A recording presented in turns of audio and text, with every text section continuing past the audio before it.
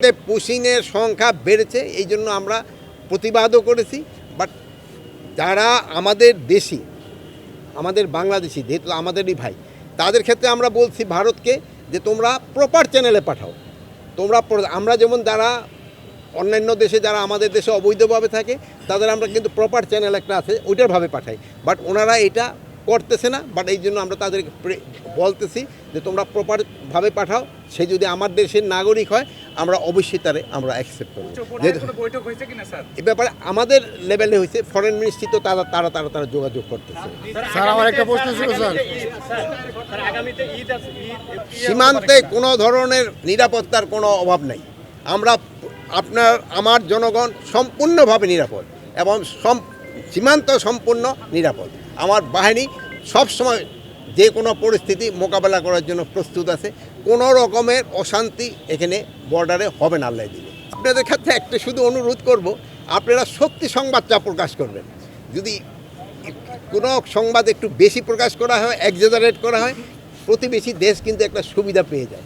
এই জন্য আপনারা সবসময় সত্যি সংবাদ প্রকাশ করে আসছেন, ওইটি আপনারা প্রকাশ করবেন। এবার এইটা যদি আপনি জারি রাখেন, আইন শৃঙ্খলা পরিস্থিতি এবং অন্যান্য জিনিস অনেক উন্নতি হবে। আর আপনারা আমাদের সাথে যেভাবে সাহায্য এবং সহযোগিতা করে যাচ্ছেন, আপনারা এইটা বজায় রাখবেন। এটা যদি বজায় রাখেন, আইন শৃঙ্খলা পরিস্থিতি এবং অন্যান্য এই যে পরিস্থিতি উন্নতি হবে। আপনি দেখছেন দ্রব্যমূল্য কিন্তু আমরা একটা সহনীয় পর্যায়ে আছে।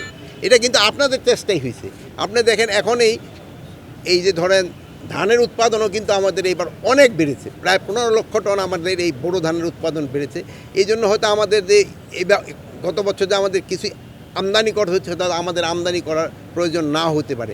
এই জন্য আপনারা যদি সবাইরে উৎসাহ করেন, আমাদের কৃষকদেরও যদি উৎসাহিত করেন, তো কিন্তু তারা করে। ইভেন আলুরও দেখেন, আলুর দাম কৃষকরা কিন্তু ইভেন আলুর দাম যার ন্যায্য দামটাও কিন্তু পাচ্ছে না, যেহেতু আলু উৎপাদন অনেক বেশি হয়ে গেছে। এবং এরও যেন ন্যায্য দামটা পায়, এটার জন্য আপনারা একটু যদি সাহায্য এবং সহযোগিতা করেন তবে ভালো হবে। কারা থাকবে না, এটা একটা কারেকশন সেন্টার হিসেবে আমরা চাচ্ছি।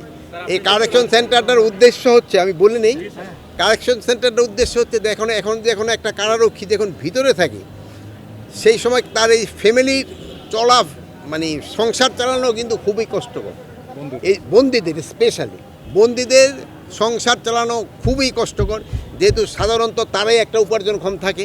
তা আমরা ভাবছি ভিতরে এরকম একটা ব্যবস্থা করব, এখানে তারা রোজগার করে, যেমন আপনারা আজকে দেখছেন যে কারারক্ষীদের তৈরি, এইগুলি বিক্রি করে একটা আয়ও যেন তারা তাদের ফ্যামিলিদের পাঠাতে পারে। এতে একটু তাদের ফ্যামিলি যে একেবারে বিরাট বিপদে পড়ে যায়, দোষটা কিন্তু করছে সে আসামি, যে সে কিন্তু সাফারটা করে ফ্যামিলিও, এই ফ্যামিলি যেন না করে এই একটা ব্যবস্থা করা। আর 2 নম্বর, কারার একটু পরিবেশটা আমরা একটু চেঞ্জ করতে চাচ্ছি, একটা মুক্তই যেন থাকে। স্যার, একটা প্রশ্ন ছিল, সেটা হচ্ছে যে বিগত দিনে রাজবন্দী আপনারা বলছি যে গত ঈদ কিন্তু মাশাআল্লাহ অনেক ভালোভাবে হয়েছে, যেটা আপনারাই কিন্তু বিভিন্ন মাধ্যমে আপনারা প্রকাশ করছেন। এই ঈদও যেন ওই একই মাপে হয় এবং আরও স্ট্যান্ডার্ড উন্নতি হয়। এই জন্য আমরা কিন্তু যেসব আমাদের আইন শৃঙ্খলা বাহিনী আছে, ভাইয়েরা যারা আছে, তাদেরই কিন্তু আমরা সবাই ইনস্ট্রাকশন দিয়েছি।